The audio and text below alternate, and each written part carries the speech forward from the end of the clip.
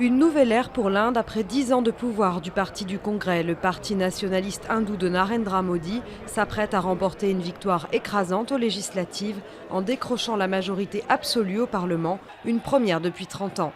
Au-delà des hindous, Modi a rallié une partie des plus pauvres avec sa promesse d'un pouvoir efficace pour l'économie indienne. 18 mineurs au maximum sont encore coincés sous terre. Ce sont les mots du ministre de l'énergie turc. Il a laissé entendre que ces hommes étaient morts, portant le bilan de la catastrophe minière à plus de 300 victimes. À Istanbul, des manifestants dénoncent le rôle du gouvernement dans cette tragédie, malgré la menace d'une répression policière. Le naufrage d'un ferry pris dans une tempête au Bangladesh a fait des dizaines de victimes. Le navire a coulé en quelques minutes et seules 40 personnes sur les 200 passagers recensés ont pu regagner la rive du fleuve. Les accidents de ce type sont très fréquents au Bangladesh pendant les tempêtes qui accompagnent la mousson. 1,8 million de ménages français ne paieront plus d'impôts sur le revenu dès cette année, annonce Manuel Valls.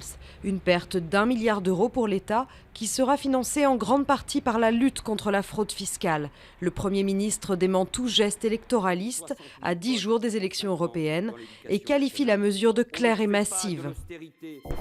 De l'audace sur la croisette. Après la polémique suscitée par son film Tomboy en plein débat sur le mariage pour tous, Céline Sciamma présente à Cannes Bande de filles, une histoire d'émancipation féminine jouée par des actrices noires non professionnelles, un pari esthétique et politique pour la réalisatrice.